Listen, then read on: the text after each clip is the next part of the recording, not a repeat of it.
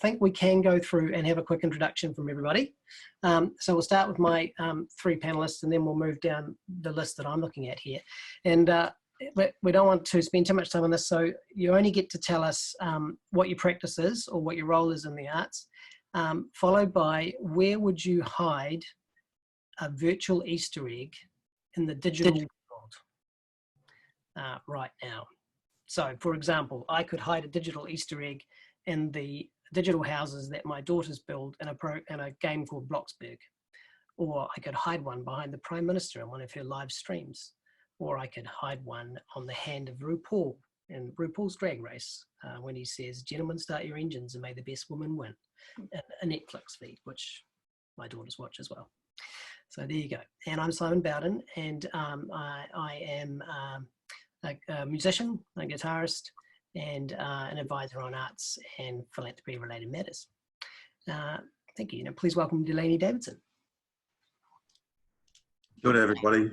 As Simon said, my name is Delaney Davidson. I predominantly work with music, but do odd forays into theatre. I enjoy the playing out on the stage and do some visual art too, more and more at the moment. I would like to hide a Easter egg, and I think because I'm enjoying this possibility of getting away from internet and virtual stuff, in your actual letterbox at your gate, I would like to hide my Easter egg. Nice. Peata. Kia ora everyone, I'm Peata Larkin, and I'm a visual artist, predominantly a painter. And if I could hide an Easter egg anywhere, I'm going to be very simple and say underneath my husband's pillow. Sara. Kia ora, I'm Sara Brodie. I'm a freelance director and choreographer, and working in theatre, opera, musical theatre, you name it. The more mixed up it is, the more I like it. And a virtual Easter egg, whenever anyone Googles coronavirus, that it would kind of crack open and lots of dancing bunny rabbits or something. That's great. Great. Kia ora koutou, everybody. My name is Gray Burton. I'm a visual artist, video artist, and virtual reality artist. I also run Lake House Arts Centre in Pakapuna in Auckland, and I would hide a virtual Easter egg in a Shannon Novak augmented reality video. That would give me a lot of pleasure. Kia ora, great. Rachel. Kia ora, I'm Rachel Penman. I'm a marketing and business strategist in the arts, as well as a producer and general manager. So I would probably hide an Easter egg in my son's virtual reality world that he's currently enjoying during our lockdown period. Kia ora, Rachel. Delina. Kia ora koutou, ngā mihi nui kia koutou. My name's Delaney Davidson. I've got a background in dance, and I'm a producer, also currently head of programming at Auckland Arts Festival, and also work as chair of the Artemida Dance Collective Charitable Trust. And my Easter egg, given that my theme of my life seems to be movie marathons of Star Wars, would go in the Jedi tree with the Jedi books. Excellent. Kia ora. Matthew. Kia ora everyone, I'm Matthew, I'm the CEO of Youth Arts New Zealand, and yeah, basically just we're a creative social enterprise that works to connect, showcase and develop young creatives around the country. And as for a virtual Easter egg, I think I would hide it in my sister's online education resources so that she has some motivation. Kia ora, Matthew. Bridget. Good afternoon. My name's Bridget. I don't actually work in the arts. I work for the New Zealand Defence Force in tertiary education, although I do a bit of review writing in my spare time.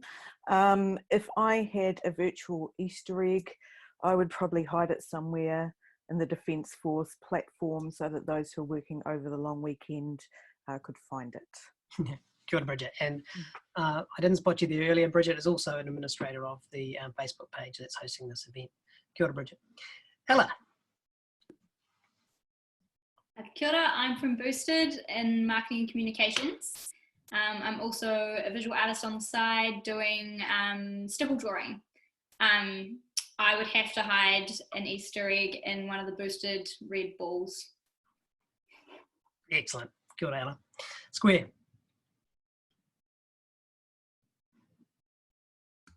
Kia ora. My name is Square. I'm one of the admins for the group, but also an artist, manager, and creative producer. I'm in Auckland.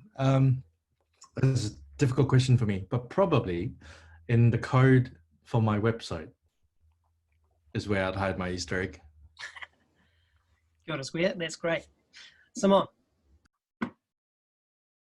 Kia ora, I'm Simone from Boosted. So I produce the platform and help the artists run their crowdfunding campaigns through us.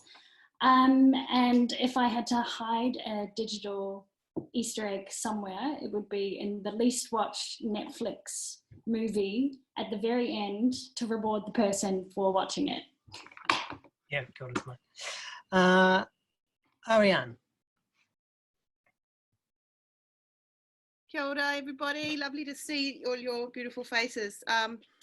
I work across a variety of things. I'm a visual arts curator and project organizer type person. I also am the admin for Circuability Trust and the co-curator for the Kauri project, which some of you know of. It's we curate arts projects to raise awareness around Kauri dieback and environmental concerns.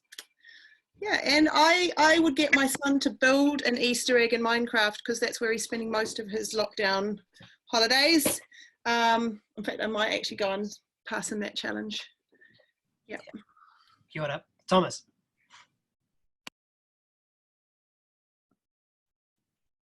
Unmute, done, here we are. Yes, I'm Thomas Hinz, Creative Director at Circuability Trust here in Auckland.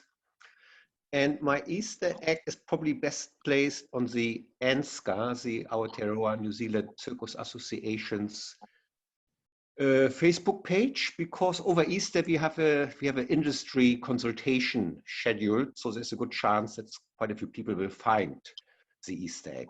So that's me. Kia ora. Ashley. Hi everyone, I'm Ashley David. I'm a dancer, teacher, choreographer, arts manager.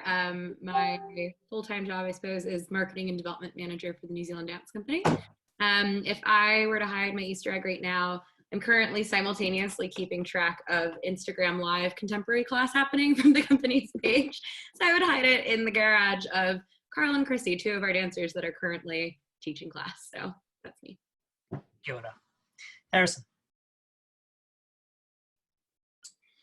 Hi everyone, I am the creative director at Youth Arts New Zealand, which Matthew introduced. I'm a musician and a videographer, and I would hide my virtual Easter egg probably next to all of the teddy bears that people are leaving in their windows for kids to see when they go on their walks.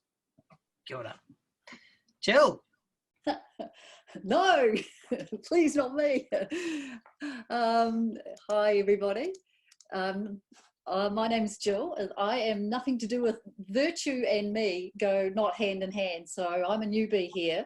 I'm interested in events and art in spaces, and I currently love that connection and interconnection of bringing artists together, all sorts of artists. And this is my background, and it's wonderful to be joining you guys. So I'm very humbled and hi. Thank you. And we've been giving people the challenge that if they could hide. Oh well, hey, I'm not a virtual person, so I'm going to go with the person, whoever. Sorry, I can't remember your name. Who said in the letterbox? I will join you on that one, my man. I'm not a virtual person, so I'm for the letterbox or the doorstep or under the doormat. Okay, kia ora. Drew James. Thank you. Drew.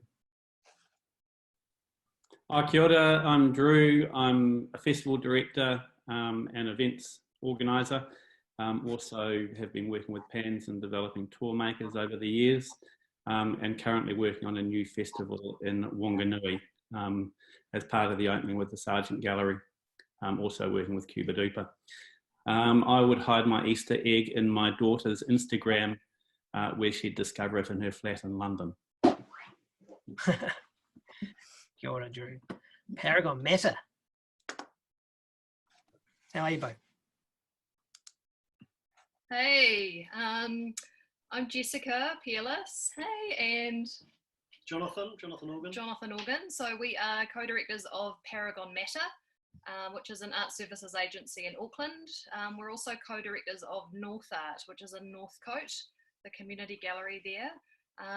Visual artists as well, and I work with Boosted too as an artist mentor. We would probably hide our Easter egg inside one of our devices that our children seem to be constantly on at the moment. So probably in Minecraft for our eldest, and Dragon Valley for our youngest. Dragon Valley, that's intense. Now I'm looking at a number of screens here which I can't see the video, and so those people may just be listening, but if you want to, there's Mitch, if you want to turn your video on, there we go, then we will include you in this introduction. That'd be great. Heather.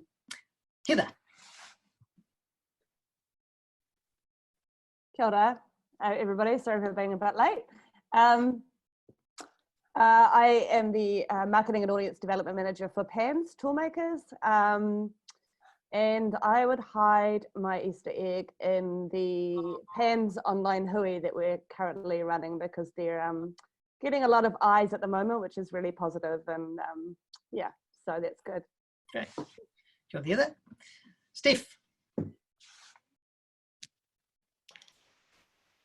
Kia ora koutou. My name is Steph Walker. I am a programmer and producer, and I currently work at the Auckland Arts Festival. Okay, who's next? Hester. Hi, can you hear me? Yes. Okay, cool. I am an English performer, writer, working and living in New Zealand. I do acting and various performances. So yeah, I'm just here to see what's going on, really. And I would hide my Easter egg behind you in your screen somewhere so that you can pick it up and have it in real life and be like, oh my God, and then we'll really connect. Yeah. Oh, kia ora. Mitch. Hi guys, Mitch here. Musician, producer. I had the great pleasure of working alongside Simon in the first couple of years of the Boosted journey, and more recently on the other side of the fence, working for a company, UI Revolution, that designs and develops software, and I've got the great pleasure of working alongside Boosted, Ella and Cinda here, and Jessica, kia ora, in the platform and redesign and redevelopment of that platform, and some new features which are currently underway. Thank you. Easter egg. Oh, Easter egg. Oh, beads of sweat. When I go running around the block multiple times each week, metamorphosizing into Easter eggs that'd be fun. Okay. Emily. Hi everyone, I'm Emily. I'm from Hawke's Bay, and I run a small art school here called the Pencil Room, and I'm involved in a couple of community groups, Ngātui, Hawke's Bay. I remember Simone, she came to one of our huis, and creative communities as well. And apologies for having my video off, I've been eating my lunch. So, right. and the Easter egg, I would hide one in an episode of Trevor Noah's daily show. Now it's called the Social Distancing Daily Show that he's running from his couch. And it's keeping me very entertained every morning. Great. And Mary. Nā koe everyone. I've just started working as the Marketing and Digital Manager at the Whangarei Art Museum. I'm also a freelance journalist, mainly for magazines, although they're all Bauer magazines, so that's all gone to absolute shit.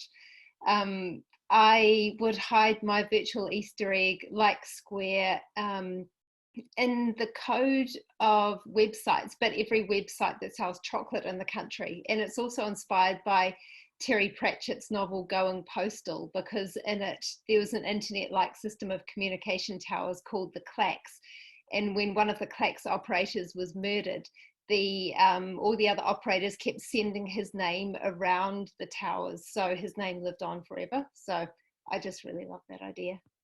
Great, love it. And Francis, turn the video on.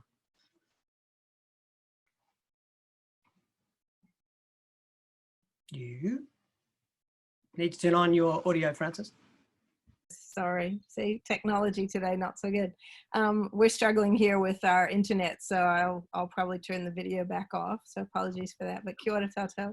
I'm Frances Turner. I've had a few executive and general management roles in the arts administrative side, and where I would hide my, and by the way, I love change, so I'd also describe myself as a change maker.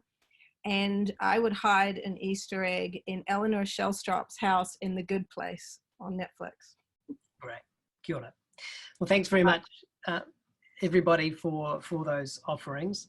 And I deliberately chose that topic to get us to think about the digital space and the whole idea that the whole world of digital space might be open to us somehow through the support of some master coders or whatever. So I've got a simple proposition to put initially to the three panelists, and then to anyone who wants to really comment on it. And it's an invitation. It's an invitation to dream.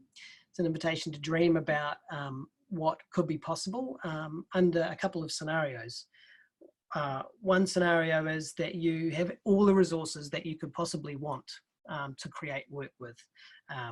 You can make anything up. So for example, I might say, a service exists where a completely sanitized kit arrives at the door, and I unpack it. It's got a green screen and it's got GoPro cameras on rails, and someone can program it from somewhere else, and the sound quality is really good, and I can be mixed in with another performer in another house, and I've got coders who can help me get through all kinds of parts of the internet. So whatever you can imagine, you're allowed to come up with creative ideas about producing work online or offline with whatever you can imagine, but in the context of a COVID-19 world. And then the other proposition is that actually, from what you know is possible to create, from the things we understand, social media platforms, the Zoom thing that we're in at the moment, what could you create? And the reason to ask starting these questions and to play and to dream and to have fun from a creative perspective is that funders are announcing that they will fund work which can connect with audiences in this strange time.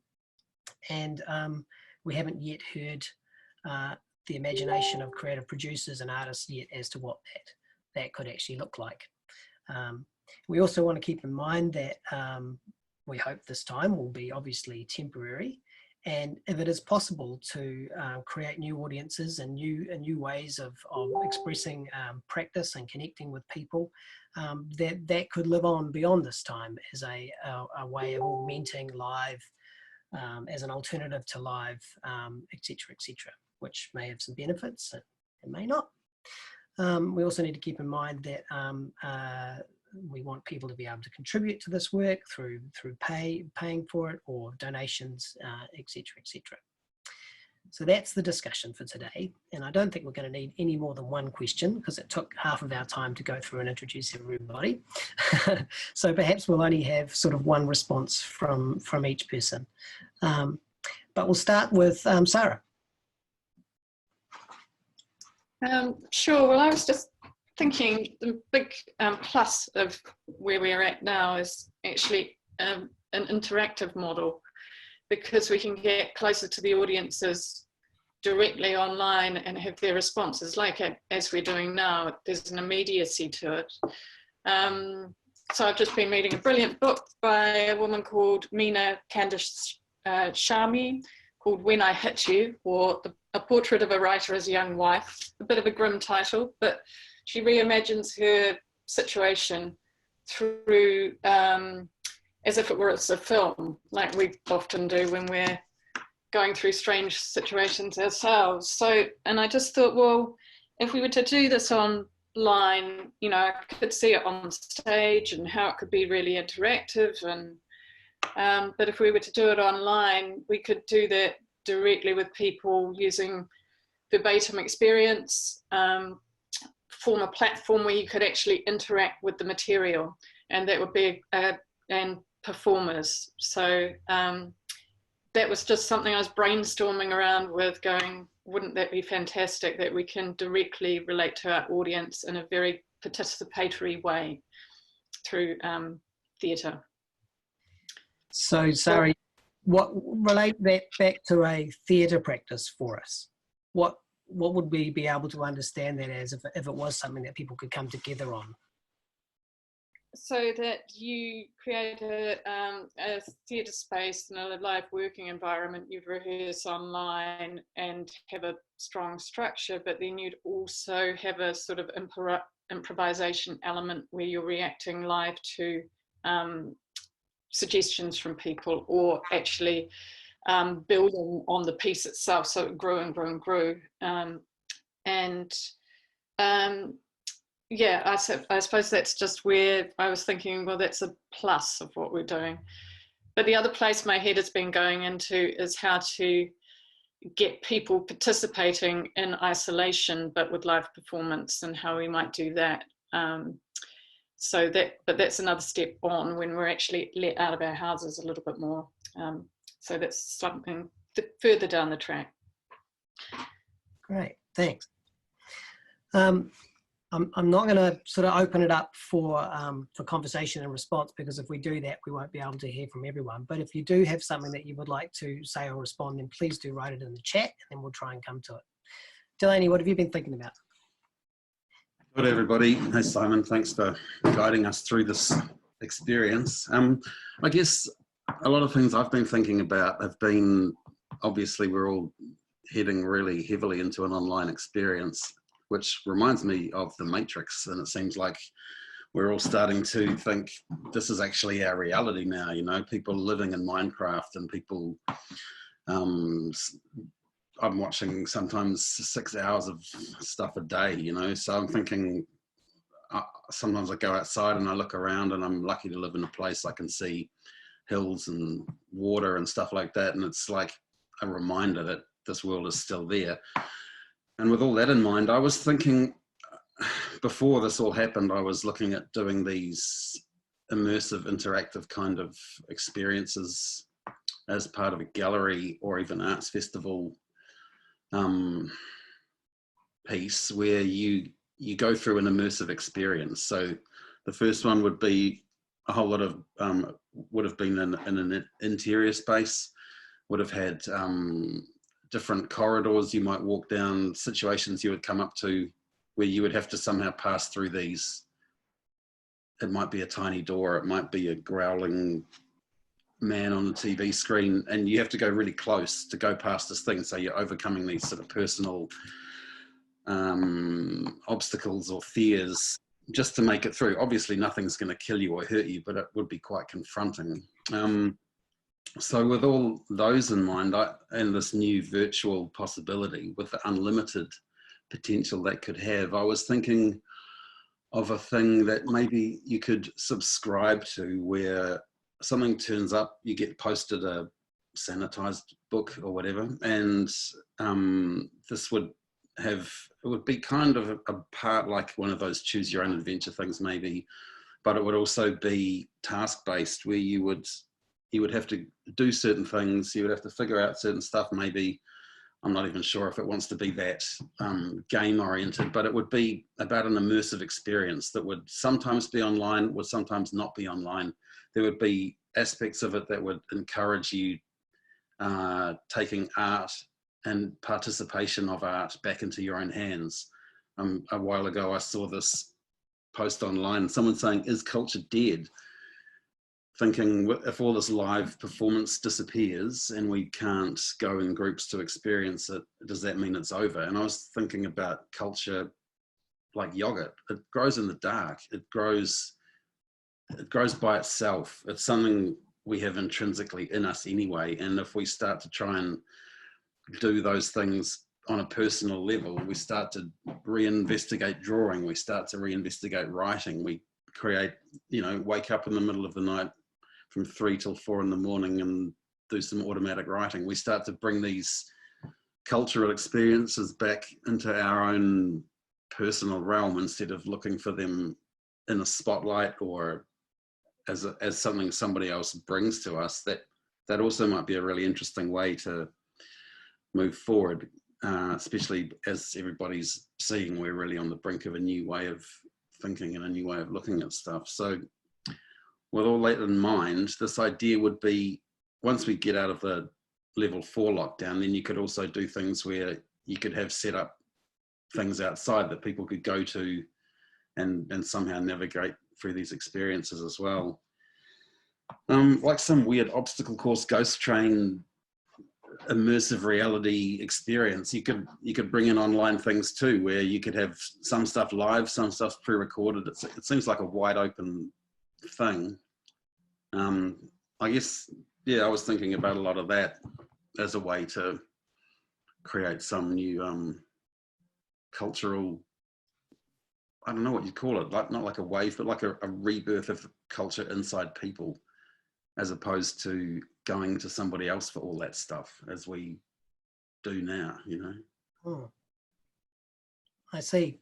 So both of you focusing quite clearly on the audience engagement and audience participation potential that people having access through a screen or through participation in a pathway, pick a path. Yeah, to some extent, but then also massive parts of that not being like that, being passed to the audience member, so they would go and they would create their own experience, and it's not something they would necessarily share.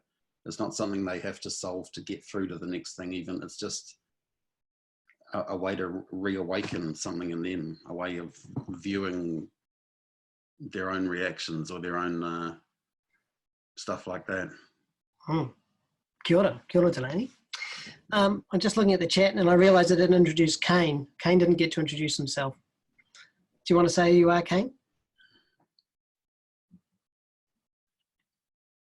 So I'm surprised. Kia ora, everyone. Sorry, no, it's fine. It's fine. I'm Kane. I'm one of the admins of the group. I would probably make theatre if I was able to do anything right now, but I probably mostly just make trouble. And I was just saying on the chat there that I'd probably hide my Easter egg in my old MySpace. Although that said, I did hand in a bunch of reports recently that had Rick Astley links in them, and no one mentioned it, so. All right, Drew. Thanks, Kane. Peata, what have you been thinking about?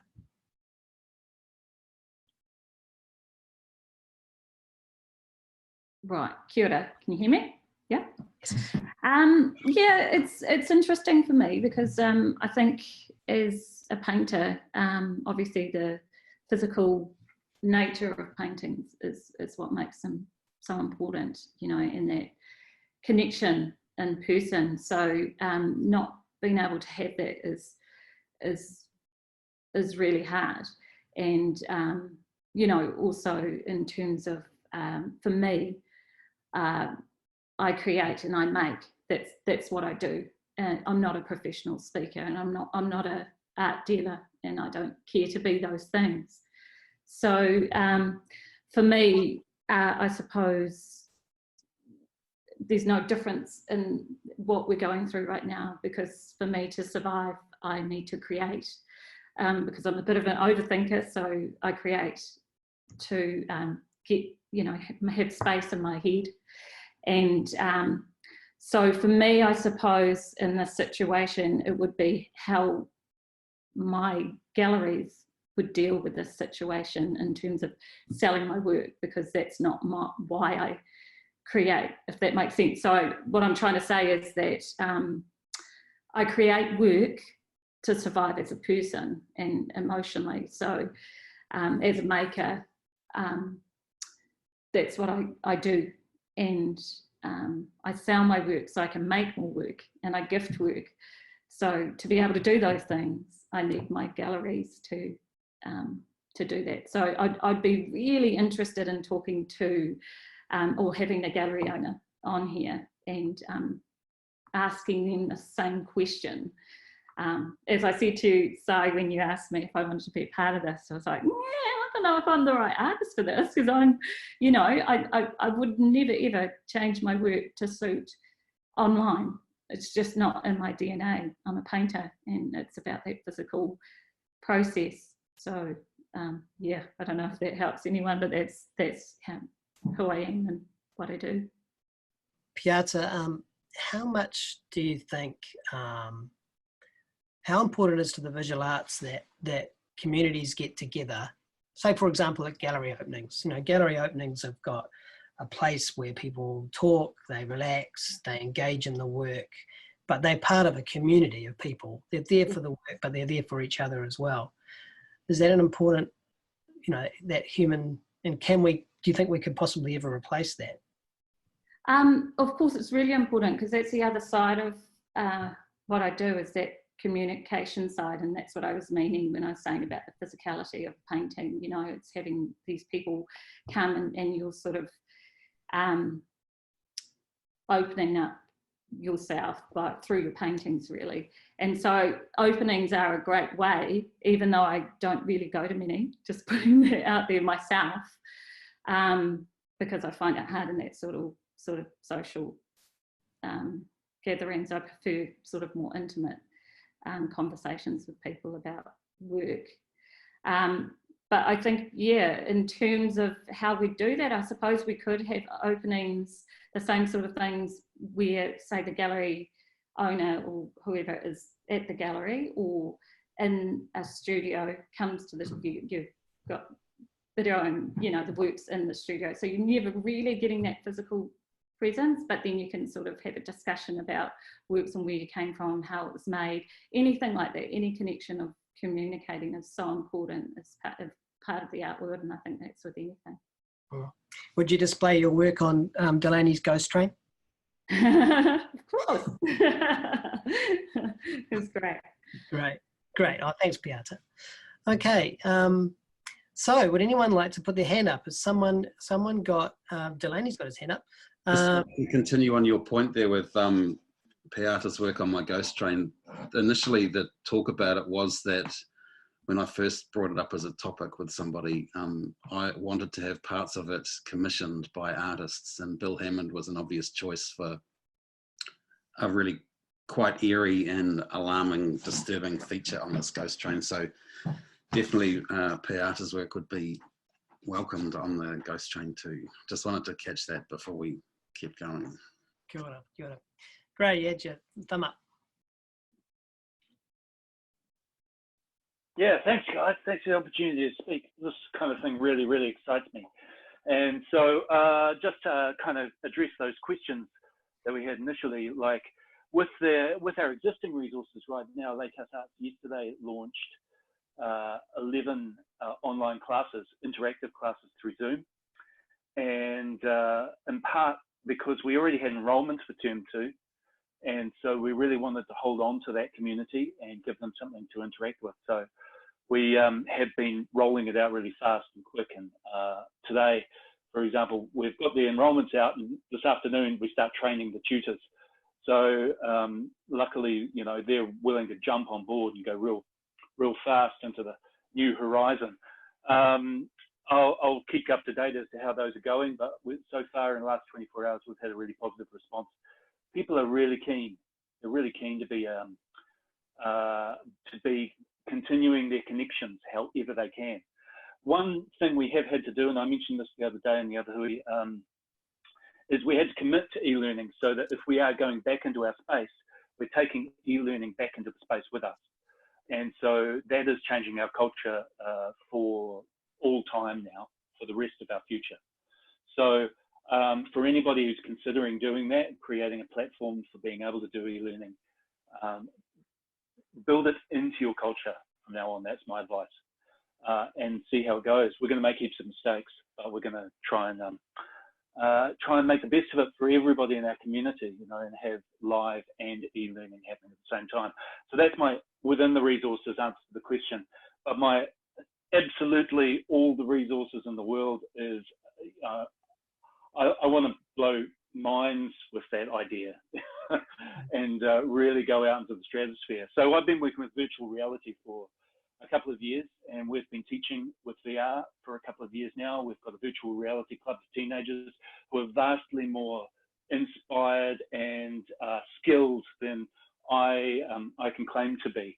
But what usually happens when you get into a virtual environment, it's a really interesting process.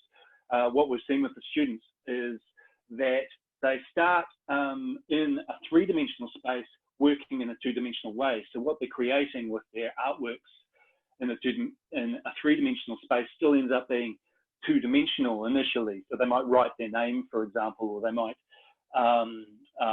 draw something, but it's flat in a three-dimensional space, or paint something and it's flat in a three-dimensional space.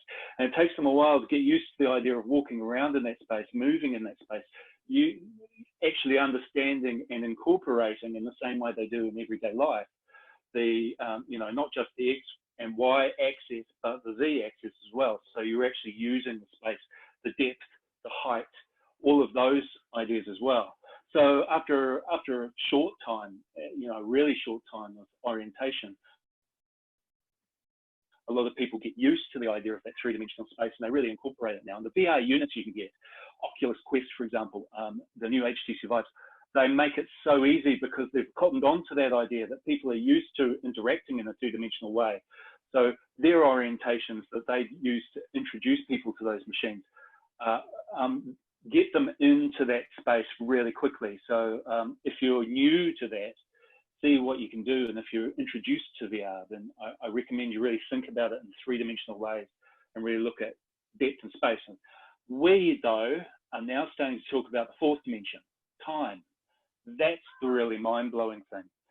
With what's capable in VR, you can literally put this out as a hypothesis, right? Let's say you go to Google Maps, you can drop yourself into a space.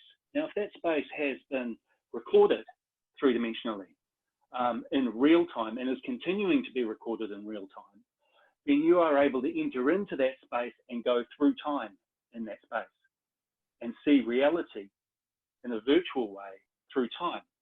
So if say, for example, they go into our gallery, we might have 26 exhibitions a year, people would be able to say, hit fast forward and have a look at the installation and destillation and the openings and everything of those exhibitions through time. They'll be able to section off those spaces, curate walls with different parts of artwork. It's an interactive, self-curating experience that transcends the fourth dimension. That's what's possible to begin with. And then you can go from there into all sorts of other things. We're talking about people like being dropped into a battlefield and being able to conjure up the stories of veterans on the field and being able to see two sides, two people who actually fought each other, talking about their experience of the same story. So curated narratives through time as well. It's a brave new world. I was Huxley said it best, right? And I'm really excited by it all. Cheers. Exciting.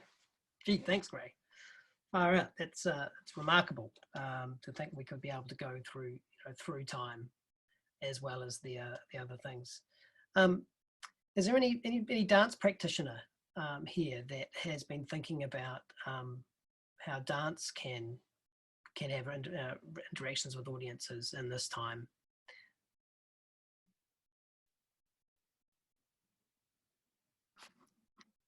Hi. Ashley. Yeah, I guess I'm technically dance, New Zealand Dance Company. Yeah, the main things for us in terms of our live experiences within the dance realm is class and performance. So trying to tackle both of these things simultaneously, it's been really interesting being about halfway, being officially halfway through with the current lockdown, because it felt very reactionary, and I live in the digital marketing space and the fundraising space, but particularly with the digital marketing space right now. And so I've been inclined to want to react as well and add to all the noise, but I've kind of taken a breath and a step back from doing that and focused on what is something that we can do that we're already doing that we can actually open up to our audiences or to our participants. And so we were already hosting virtual classes. And so we trialed it just ourselves for a week and decided that it was possible and opened that up. And so again, I'm kind of like tuning back and forth with this Instagram live class.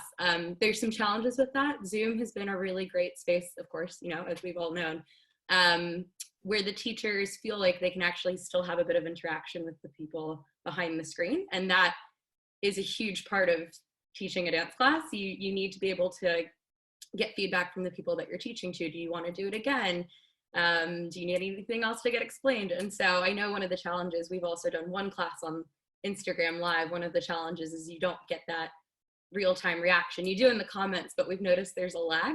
So even when the teacher asks, do you need me to do it again? It's like a 1 minute lag before they can actually see the comments that arise back to them. So, and there's an hour time limit. If nobody has realized that on Instagram Live, it cuts you off after an hour. You don't have a choice. So we kind of figured that out last week. So yeah, so that's one of the two things we've tackled. The other one that I've really been hesitant and excited about simultaneously is live streaming performances. I've seen them done really well, and I've tuned into them, but the whole notion of art and the value proposition and the exposure argument seems to bring back into place this idea of free live streams. And the optimist in me wants to hope that we're engaging this massive audience even more so than we would when we're asking them to buy a ticket, drive, or take public transportation, park, and come into a space that they're unfamiliar with. I'm hoping that this engagement will then yield them to craving human connection once we have the opportunity to be back together, and then convert them into a live audience. The pessimist in me is thinking they've gotten it for free, so are they actually going to pay for something when the time comes again, right? So I don't have the answer. None of us really have the answer. So it's just a balance of providing the service that art does and doing that because we care about the community, but also making sure that we are still valuing our artists. And I feel very protective over the artist and making sure that that value exists and that they are getting something in return, and that it becomes normalized. So I was really excited to see the Boosted platform launch yesterday. I was hoping that was going to happen even pre-lockdown. I was kind of murring around and wanting to get in touch with all the Boosted guys. So I haven't really fully looked into it yet, but I'm very excited by that. And I think that's the way forward of streamlining the ability for donations or ticket selling, which I don't think is the way yet, to happen in that virtual space. And it's streamlined so it doesn't feel taboo for an individual artist to have to go and do it by themselves, or an individual company to have to do it by themselves, but nobody else is doing it. So you kind of look like the bad guy in the virtual space if you're not doing the free streaming. I'm really excited that that streamlined platform is going to come through and hopefully help us normalize the idea of still giving back when you're receiving something from an artist. So yeah, that's kind of from the dance perspective. I think classes and performances, those are the two things we're very focused on right now. Sure, Ashley. Thank you very much for that, and it's a really lovely segue to Simone or Ella. Do you want to talk a little bit about what is going to be possible on Boosted soon? Yeah, sure. So I'll take the reins on that one. So essentially with Boosted, exactly the same thing. We have kind of hated, in a way, watching everybody do all of this live performance and putting all of their hard work out there for free and not having that value return, because that value is so important to instill in the mainstream. So I guess that's a really core goal for the live streaming with Boosted is, yeah, connecting the mainstreaming with the valuation and the entertainment. So it's the give and get back. So what's going to be possible is multiple different types of live streaming. So you could do that through Facebook Live, a platform which we're setting up and paying for called Darkcast, which is a bit more of that premium quality that does require a little bit of extra work in the background, but you've also got us an enlarged team who's able to help anyone set that up and make that work for them as best as possible. In terms of things like VR and that type of thing, I'm not sure exactly how that could work, but I'm sure that there are ways that we could test doing interesting digital integrations in that way. And again, that choose your journey or participatory type input into the performances or whatever activity it is that you're doing, whether it's a practicing of a dance, you could be doing improv contemporary and people are shooting words at you that you then react to in your choreography, whatever. I think the beauty of what we are trying to do at the moment is that we're just trying to add to the toolkit, and that we want everyone to interact with us and help us build it and grow it and make it into something that works for everyone. So yeah, it's really exciting and I can't wait to see what everyone does with it. Great. And, yeah. Thanks so much, Simone. And so you will be able to go live during a time and target campaign, and also you'll be able to go live and accept donations without having to reach a target. Is that right? Correct, yeah. So we're removing the all or nothing element because obviously in this time it feels a little bit like too much of an added pressure for a lot of people where there is already so much pressure happening in every other part of their lives. So the target is still there because we see that it works. It's also good because it shows people the value that you put on your work and what you expect to have for your work in return. So having that quantifiable number there is really useful and it does help to drive. It'll be totally testing for us because actually, Simon, you'd be able to answer this better than I could, but I don't believe we've ever done all or nothing being removed from Boosted. No. Yeah, so it'll be trial and error and hopefully it works really well for this time. Great, thanks, Simone. And I really like the way that you've said, you know, this is just the beginning and who knows where this is going. Now, I've seen two hands up. Kane let me know that Sara wants to talk, and also Hester. So go with Sara first. Just a couple of distinctions here. I mean, the virtual possibilities are wonderful. Wouldn't it be great if you could just walk into Peata's artwork and interact with it and dance your way through it and have a dancer in that world with you and an incredible interaction, and those possibilities are really, really exciting. But there's also another fundamental thing that kicks in, because, you know, there's us as artists making our own work, and this is what I want to make work about. But fundamentally, there's also, in the most basic way forward, I thought, well, let's just put a name of an artist up online and a patron goes, yes, I want you to dance this for me, please, or sing this aria, and I will pay you to do it. But one of the other things is that the patronage front and the value is, you know, in this online world, it's all about promoting yourself online, and here's my story, here's my Instagram story, and getting an artist to articulate that for somebody. So you're actually saying, right, here's my story, Delaney, can you make that into an artwork? Anyway, it's just something I want to throw into the mix as a way, you know, whether we are being commissioned to create work for individuals or a community, or and how we go about doing that. Sorry, I'm just, yeah, waffling now. I'll turn myself off. No, that's fabulous contribution, Sara, because you know, I've been thinking about the impact of this time on philanthropy, and philanthropy in the arts is really importantly about engaging. It's about participation. You sort of don't ask someone for help, you offer them the opportunity to be a part of your practice as a donor, and that's how you can get a sustainable culture of giving. And so if we went into this COVID-19 time and we were saying, please help us, please save us, we're an arts organisation that's failing because we don't have any work, then that would work for a little bit of time, but it wouldn't be sustainable and would have a long-term negative impact on the culture of philanthropy around the arts, because we've done so much work to make it about I give because of the joy I get from being connected to a creative practice. And so your idea is fabulous, because what you've said is, well, here's a response. If we can find people that bring their own story to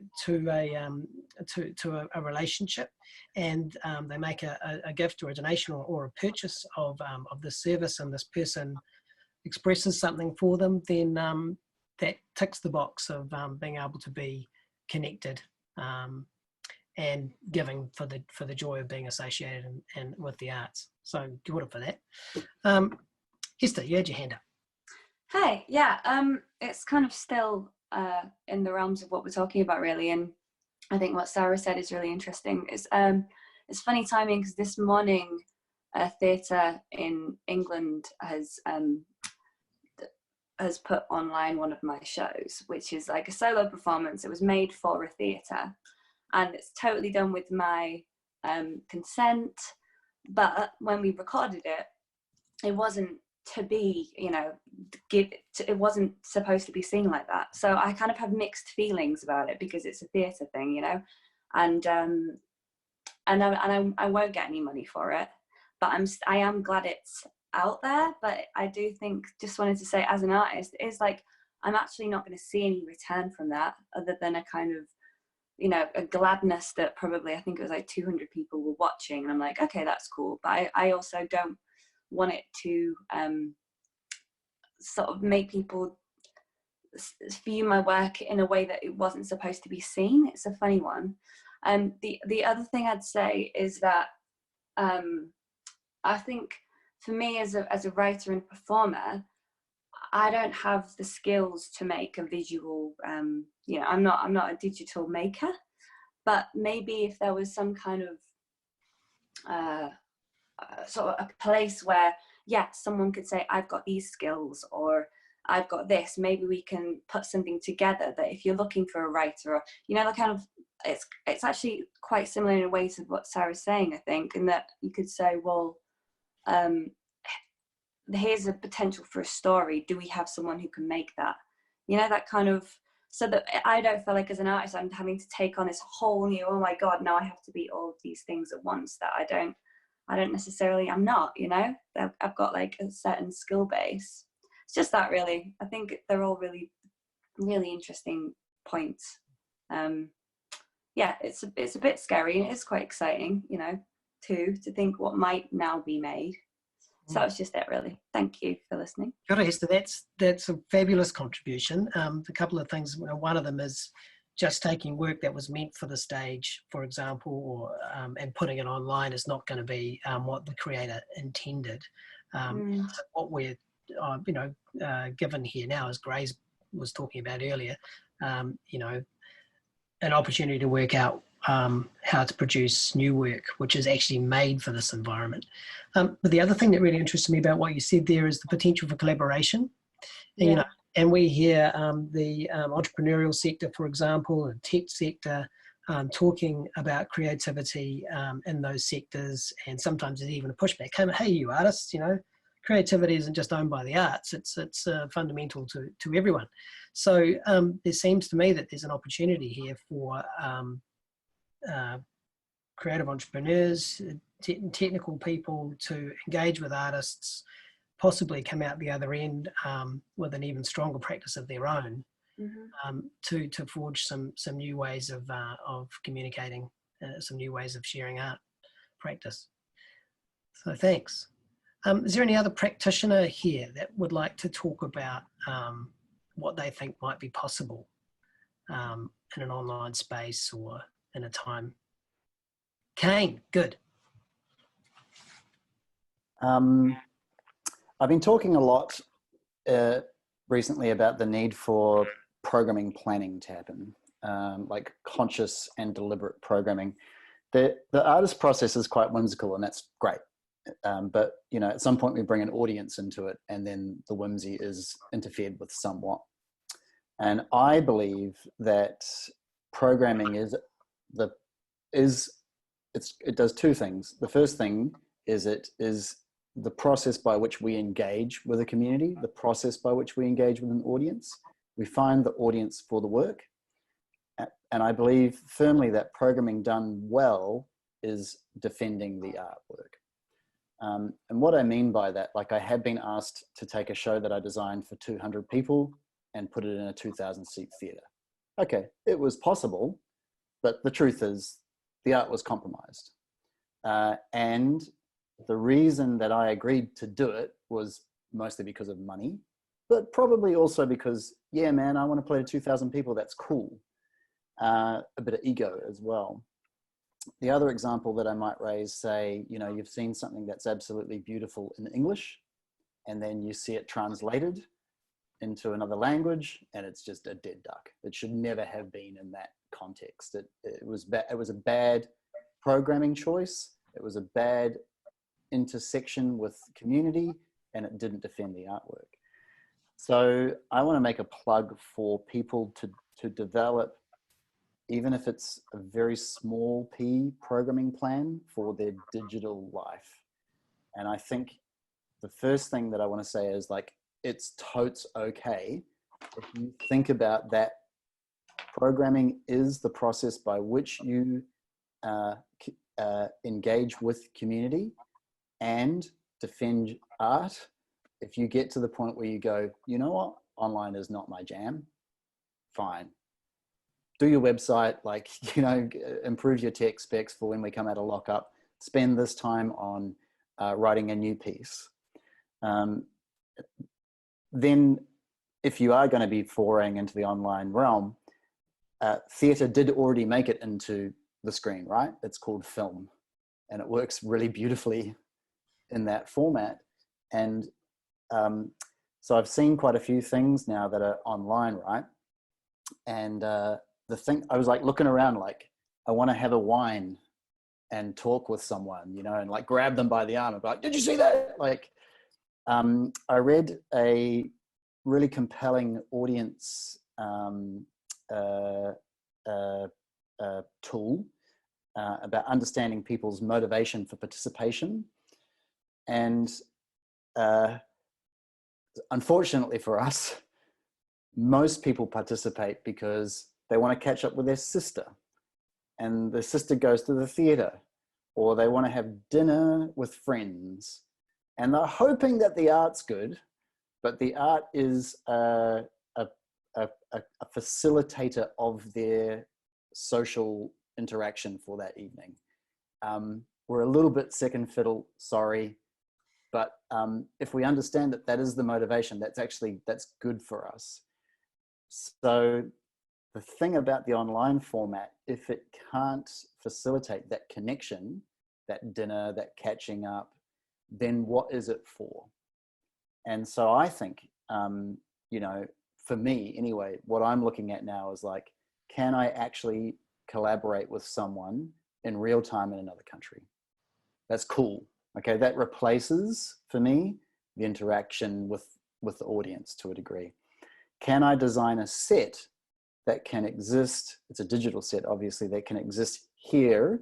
I mean, maybe in my lounge, hope not, and in another place simultaneously, to where I can actually put the performers in that same set. It's the things that film can't do because it's not live. It's the things that I can't achieve that I would normally try to achieve in a theatre environment, that connection, the gathering, the audience, the energy, the ghosts of the theatre. And it's also that thing where I've been conscious about the decision about, I've programmed this. It's my interface with the community, and it's defending art. Great, kia ora, Kane. That's excellent. And there's actually better things than what you've said to pick up on than this, but just that simple idea of why do people engage with the arts, and some people that are literally using it to go out and be with their friends. I mean, at the moment, everybody is organising quiz nights and engaging with their friends and having glasses of wine. I've got this Thursday is defaulting for a Friday at the end of the week, so I've got 4:30 drinks with a mate. So actually, if people are motivated to get together, what role does the arts play in that? What role does the arts play in society? Which we ask that question quite a lot of ourselves as well. Delaney, did you have your hand up? Yeah, a while ago, but I mean, I think that stuff got answered anyway, so it didn't matter. Cool. Well, look, it's been an hour and 8 minutes actually. So maybe we'll just take any last comments. I think someone just waved to me over here. Was it Ariane? No, she didn't. She's saying I've got to go, which is all good. Does anybody want to provide any last comments desperately? Yep, Sara, go. Just on the whole thing about trying to do live time, I've spoken to, we tried to do this for Voices New Zealand, so they had remote, the two choirs, the Auckland and Wellington ones were trying to rehearse together. Niels Merchant looked into it and across the globe, but the issue is always latency and lag and the bandwidth, and that is incredibly hard.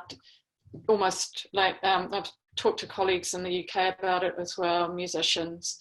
You need a sound engineer who copes with the lag and then syncs up everyone. So that is going to be a big, long road to solve. Yeah. Or you just have to design with lag as a fact. Lag and yeah, as part of a, It will lag, so yeah, it's built for that. Yeah. It's a shame we haven't got a writer on here actually, because I've been wondering about, treating the internet as a village, like, so for example, as long as you didn't break any Facebook rules, could you set up 5 fake Facebook characters and have those characters in discussion with each other, show their videos, show their history, send people into the internet via links to go on a journey to experience fiction through all of the things that sort of exist. So from that, from repurposing things for other purposes to the limits of bandwidth and the difficulties of artists interacting with each other or interacting with audiences, right through to the possibilities of VR, which of course are limited a lot by bandwidth. There's a huge world out there, and I think that the people that have written about not rushing into this are wise. You don't want your work to come across as being repurposed and not being like Kane was saying and others were saying, holding its mana in that environment. But perhaps there is a frontier here. And perhaps technical support will come, and collaborations with people that love working in digital and building things will come. But we can get started. We can work with an organisation like Boosted and present some work, and with their support, understand about the right way to engage audiences so that there can be some remuneration for that. Through that place, and there's also some ticket style things coming online as well. So it's just the beginning, which is an interesting thing to say in itself, isn't it, when it's all been around for so long. But of course we have been doing our primary thing, which is getting together with audiences and having that human connection, which I am sure we will return to. And will we return with new digital skills? Let's wait and see. Does that feel like an okay place to end? Kia ora. Ka kite to everybody. Thanks very much for joining this Learning Lunch. Stay in touch with each other, support each other. Thanks everyone. Thanks Simon. Yeah, thanks Simon for cheering us through. Thanks very much to our 3 panelists too as well for kicking us off. Ka kite. Thanks, Lynn. Everyone.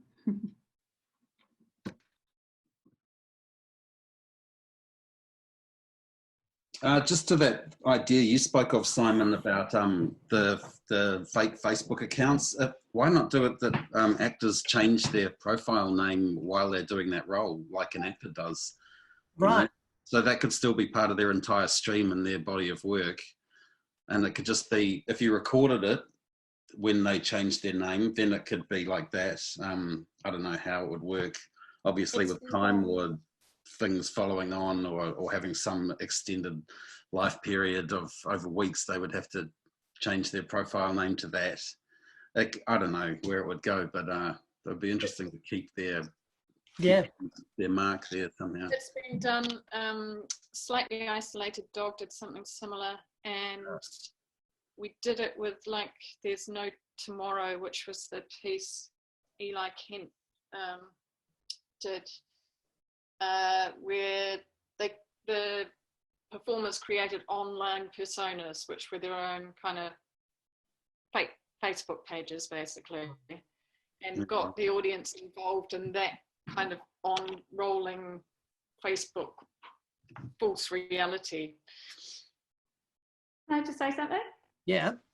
I was just thinking, you know how they say a painting says 1,000 words. What I'd love to see is like, say, you know, when you go to art school, you have a project, you're given a project, and then say there's 80 students and they interpret that project's totally different, even if it's the same materials.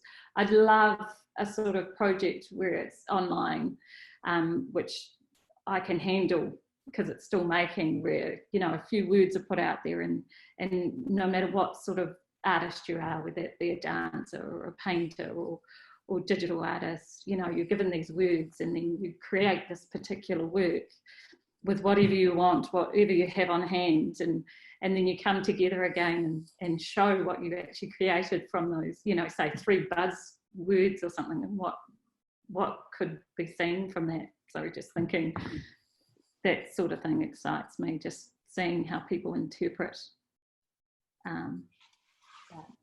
Yeah, that's great, because that could work with Sara's idea. So, you know, a patron could commission series of artists to interpret it. And the other thing that we didn't talk about, which we could have talked about, is that through online, there's an opportunity to expose more of the process of creating work. You know, and sometimes we do that in association with live things, and it doesn't suit everybody. But I know that from people that were running boosted campaigns, we used to say to them, don't stop your practice and put on a fundraising hat. What you need to do is go deeper into your practice, and if you feel like it, sharing the backstage, the fittings, the casting, the backstory on a character that never gets actually talked about, which is driving the thinking behind to prepare an actor or to prepare, you know, those things bring an audience member so much more deeply into the work. So there's that sort of aspect as well. It's on a spectrum, isn't it? We've got kind of teaching. No, we've got, I don't know what the spectrum looks like, but you've got teaching, you've got just performing your normal stuff that you would do in a bar, sort of straight out to everyone. Then you've got the interaction with the work. Then you've got work designed for online, if we're just talking online.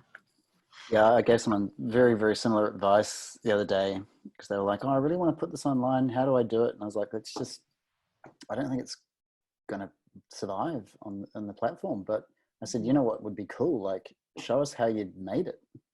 I mean, you know, don't give away magic secrets and things like that, obviously. But like, I was like, man, I'd watch that all day. Like, that sounds great. And really sort of changed their perspective, because, you know, again, that they were autopiloting to that, like, I got to put it online. I think there's a lot of people doing that at the moment, you know, just knee jerking. And like, I get it, and don't let me stop you, but there's a lot of ways that you can be thinking about this that aren't just sort of like create, you know, replace the proscenium with the screen, because it's just not going to serve a lot of things well at all, you know. I've run a lot of, you know, touring markets. I would have seen thousands now of full-length productions on the screen, and they're just never as good as the live version. Something that was built for the stage, certainly, you know. And so for me, it's sort of like either make it specifically for the screen, or translate it into the screen, or do something else behind the scenes. Process. Or share it with a collaborator. That kind of stuff. Yeah, that collaboration process, the idea of somebody commissioning stuff. I don't know, I listen to a lot of Baxter Jury at the moment, and he's always got these guests singing in his songs, and it's not, he never really credits them. He just has them as these, like Serge Gainsbourg in that way. They are characters he's employing in his presentation, and it's really, that's such a great thing if artists start to look out at that too, and look at other artists as potential people they want to use to present their vision. That could be such a strong and convincing presentation. Mm. Well, that's another aspect that we could have talked about as well. It's quite good this is still being recorded, Kane. With your permission, it'd be quite good to keep this part on the rerun. But people, we can find people at the moment. You know, there's a little window here where people aren't touring. Yeah, not only can we find people, I mean, I was looking at touring the States and I've had to cancel that. And I was trying to set up guys and coordinate with their tours they were doing. And this guy, I had to travel over from Texas up to Wisconsin. Oh man. And then I wanted to catch this guy over on the West Coast. So without the distance regulations as well, suddenly I thought, well, I'll do this virtual tour from home. So I started to contact all the people who I thought, oh yep, there's that guy I was going to meet, and that guy and that person there and that woman I was going to meet up with. And then I made a list of those people, and then I started thinking, why is it limited to these? If I'm doing it from home, I can do it with anybody. Yeah. So that, and you can be quite ambitious now, I think, because people who I would have had real trouble reaching before, and we would have had trouble coordinating our time or whatever. Now it feels like they're open, they're ready. It's just a matter of whether you can connect online with on a personal level with your communication to find something to do together. And that's true for people I probably would be intimidated to ask normally. You know, I might think, oh, it's a bit ambitious to ask that person, they wouldn't do something with me. But now I'm like, well, why not, you know? Yeah, do it. Yeah, I've done some audacious asks this week, and it worked really well. Like, oh, they said yes. Cool. Right. Yeah, pushing ducks. Yeah, I'm not doing anything. Yeah, fish in a barrel. Yeah, I'm jealous. All that happens for me is my phones and everything are constantly going with calls from my daughters. Give them their own phones. Too young. All right, team. I think I do want to make a plug then. You know, like if you get trapped in a lockdown and you're all by yourself, I think that your naturally your creativity starts to just kind of, there's just nothing else to do. Like, yeah, but also you'll be uncomfortable, and I mean, no one ever got really that busy when they were comfortable. I can smash the TV. Yeah. There's no TV here either. Oh, good on you, Kane. Impressive. All right. Thanks, team. Lovely to meet you all. Really nice to meet you, everyone. Yeah, nice to meet you, everyone. Yep. Thanks. Bye. Good seeing in real life. Take care. Back your day. Thank you.